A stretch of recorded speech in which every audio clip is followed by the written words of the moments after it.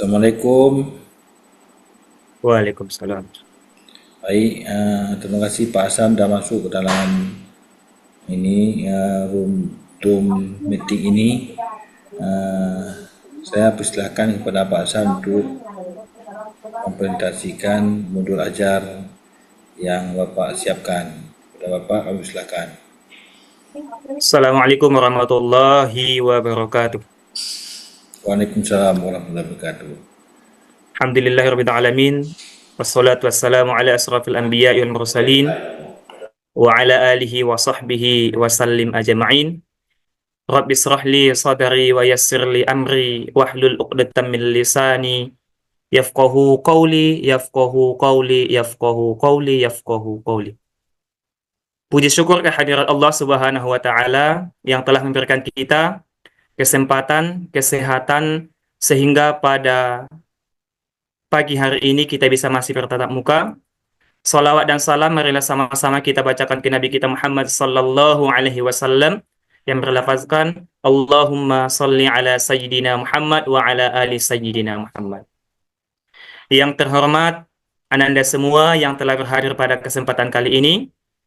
Sebelum kita melanjutkan pembelajaran kita pada pagi ini, kepada anak kami, ketua kelas, silakan mempersiapkan. Attention please.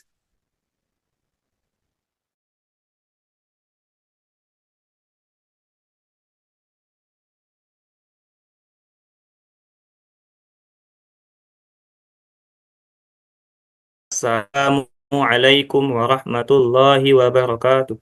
Waalaikumsalam warahmatullahi wabarakatuh. Terima kasih kepada Ananda yang telah mempersiapkan. Sebelum kita memulai pembelajaran kita pada pagi hari ini, kepada Ananda yang masih berada di belakang, yang masih ribut, alangkah baiknya maju ke depan.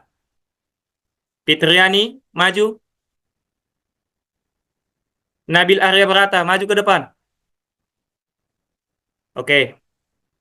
Sebelum kita memulai pembelajaran kita pada pagi ini, Bapak akan mengabsen terlebih dahulu Nabil Arya, Nabil Pramana, Fahmi Andika. Alhamdulillah semua hadir. Baik, anandaku sekalian, sebelum kita melanjutkan pembelajaran kita pada pagi ini, di sini Bapak akan mencoba menjelaskan kembali materi yang belum pernah kita pelajari di sebelum-sebelumnya. Yang mana pelajaran kita yang di sebelumnya itu adalah masalah tentang pergaulan bebas. Berbicara masalah pergaulan bebas, mungkin Bapak minggu yang telah lewat sudah menjelaskan. Di sini, kepada Ananda sekalian, siapakah yang bisa menjelaskan apa yang dimaksud dengan pergaulan bebas? Fahmi, terima kasih atas jawaban yang telah disampaikan oleh Ananda Fahmi. Jadi di sini Bapak sampaikan kembali bahwa pergaulan bebas itu adalah salah satu pergaulan atau sosial lingkungan kita yang dalam artiannya adalah kita tidak mengikuti pada proses yang namanya pergaulan yang baik. Pergaulan itu bermacam-macam anandaku sekalian. Ada pergaulan dengan sesama, ada pergaulan dengan orang tua, ada pergaulan dengan lingkungan. Bergaul itu boleh-boleh saja, tetapi bergaullah dengan yang lebih baik. Siapa kawannya? Oke, jadi selanjutnya pelajaran kita adalah masalah tentang perbuatan zina. Apa materi kita anandaku sekalian? Perbuatan perbuatan zina. Ayo, siapa yang tahu apa yang dimaksud dengan perbuatan zina? Saya Ustaz. Apa itu? Menonton film porno Ustaz. Saya Ustaz.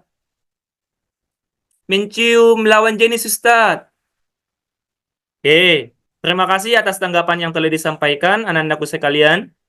Di sini coba kita lihat tujuan pembelajaran. Sebelum kita melanjutkan pembelajaran, otomatis kita harus mengetahui apa tujuannya, anandaku sekalian. Yang pertama adalah tujuan kita bisa diharapkan dapat membaca ayat Al-Quran dengan tartil dan hadis tentang larangan pergaulan bebas dan perbuatan zina. Yang kedua, peserta didik dapat menjelaskan ayat Al-Quran dan hadis tentang larangan pergaulan bebas. Itu adalah anandaku sekalian, salah satu tujuan pembelajaran kita pada hari ini. Sudah paham anandaku sekalian apa tujuan kita hari ini? Alhamdulillah. Oke, dalil tentang larangan perbuatan zina. Berbicara masalah dalil, kita agama Islam ini adalah induk kita atau pondasi kita itu adalah yang pertama dalil dalam Al-Quran. Yang kedua dalil dalam hadis. Yang ketiga adalah pendapat para ulama. Itu adalah pandangan kita. Yang mana dalam Al-Quran dijelaskan. Sekira-kira bunyinya adalah A'udzu billahi minasyaitonir rajim. Bismillahirrahmanirrahim. Az-zaniyatu waz-zani fajlidu kulla wahidin minhuma mi'ata jaldah wa la ta'khudhukum bihima ra'fatun fi dinillahi in kuntum tu'minuna billahi wal yawmil akhir wal yashhad adabahuma ta'ifatum minal mu'minin. Yang artinya, pezina perempuan dan pezina laki-laki beralah masing-masing dari keduanya 100 kali. Dan janganlah rasa balas kasihan kepada keduanya. Mencegah kamu untuk menjalankan agama, hukum Allah, jika kamu beriman kepada Allah dan hari kemudian, dan hendaklah hukuman mereka dilaksanakan oleh sebahagian orang-orang yang beriman. Quran, Surah An-Nur, surah yang ke-24, ayat 2. Yang kedua, dalil yang sekira-kira artinya adalah dari Abu Hurairah radhiyallahu anhu berkata, Rasulullah sallallahu alaihi wasallam bersabda, jika seorang laki-laki berzina, maka keimanan yang ada pada dirinya keluar seperti perginya awan. Jika telah selesai, maka keimanan tersebut kembali kepadanya. Hadis riwayat Abu Daud. Dari dalil yang telah kita bacakan, baik ia dalil Al-Quran ataupun dalil hadis yang telah kita bacakan yang tadi adalah kita harus memahami bahwa Allah Subhanahu wa taala sangat tegas dalam menghukum seseorang yang berbuat zina. Yang kedua, menurut Buya Hamka, hukuman bagi pelaku zina harus dilakukan. Apalagi kita lihat pada zaman ini adalah media sosial, lingkungan, remaja putra, baik yang remaja putri, yang sudah memiliki suami, ataupun dalam artiannya adalah janda dan duda. Banyak di kalangan masyarakat yang dalam artiannya menjalankan hubungan perzinaan. Tetapi kita lihat, di kalangan masyarakat mereka tidak was-was, bahkan mereka bangga dengan apa yang mereka laksanakan. Yang kedua, kita coba lihat hadis riwayat Abu Daud tadi yang telah kita sampaikan. Ini adalah isi kandungan hadisnya. Perbuatan zina dapat menghilangkan keimanan dari seseorang yang beriman. Hal ini karena zina termasuk perbuatan dosa besar. Anandaku sekalian, di sini adalah bagi pelaku zina yang sudah menikah, baik ia janda ataupun duda, atau dalam artiannya berstatus suami dan istri, hukumannya adalah hukuman mati. Dicambuk 100 kali.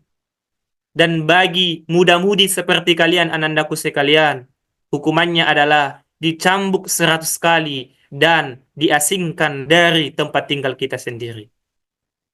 Dan ada juga, anandaku sekalian, efek bagi pelaku zina. Yang pertama adalah efeknya dijauhi oleh masyarakat. Yang kedua, bagi misalnya anandaku sekalian, jika misalnya nanti anaknya adalah laki-laki, maka si anak laki-laki ini adalah tidak mendapatkan harta warisan dari ayah kandungnya.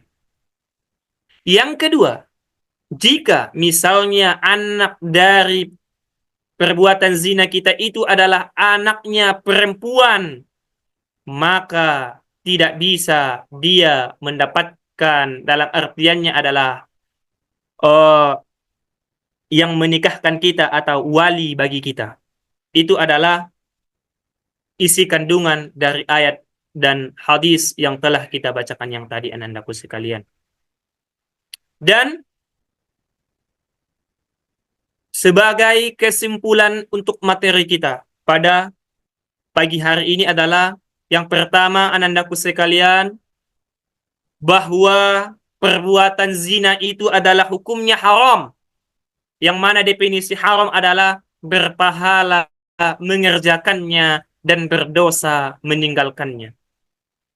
Yang kedua, dalil yang telah kita dapatkan adalah bahwa pelaku zina itu adalah dihukum mati bagi yang sudah berstatus menikah. Dan yang kedua, hukuman bagi pelaku pezina, bagi yang muda-mudi hukumannya adalah dicambuk 100 kali dan diasingkan dari tempat tinggal. Yang selanjutnya kesimpulannya, anandaku sekalian.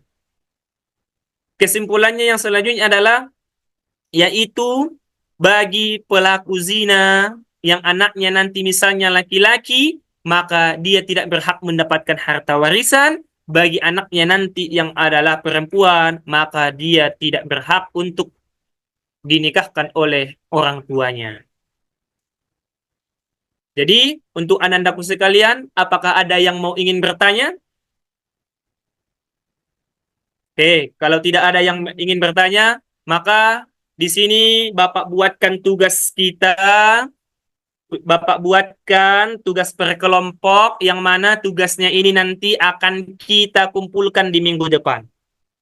Ustaz, apa tugasnya? Tugasnya untuk kelompok 1 seperti yang telah Bapak buatkan tadi pembahagiannya. Tugas kelompok 1 adalah sebutkan dalil masalah tentang perbuatan zina. Dalil dalam Al-Quran, dalil dalam hadis, dan dalil pendapat para ulama. Yang kedua, untuk kelompok 2, tugasnya adalah membuatkan poster atau mapping yang dibawa oleh kelompok 2, yang dalam artiannya di mapping itu adalah menuliskan apa hikmah yang didapat dari pembelajaran, yaitu perbuatan zina. Dan yang untuk kelompok 3, yaitu adalah tugasnya mempresentasikan hasil diskusi yang berjudul tentang larangan perbuatan zina, yang di situ adalah disebutkan, dijelaskan apa hukuman bagi pelaku zina dan apa kifaratnya bagi pelaku zina. Paham anandaku sekalian? Oke, baik. Terima kasih kepada anandaku sekalian. Dikarenakan tidak ada yang mau ingin bertanya, maka kita cukupkan pertemuan kita pada pagi hari ini dengan ucapan hamdalah. Alhamdulillahi Rabbil Alamin. Oke, cukup sekian. Wabillahi taufiq wal hidayah. Assalamualaikum warahmatullahi wabarakatuh. Baik, terima kasih Pak Hasan telah mempresentasikan perangkat pembelajaran itu modul ajar. Selanjutnya kita ada uji terkait dengan tentang profesional dan pedagogi, juga tentang Al-Quran, moderasi beragama. Yang pertama terkait dengan pedagogi. Bagaimana cara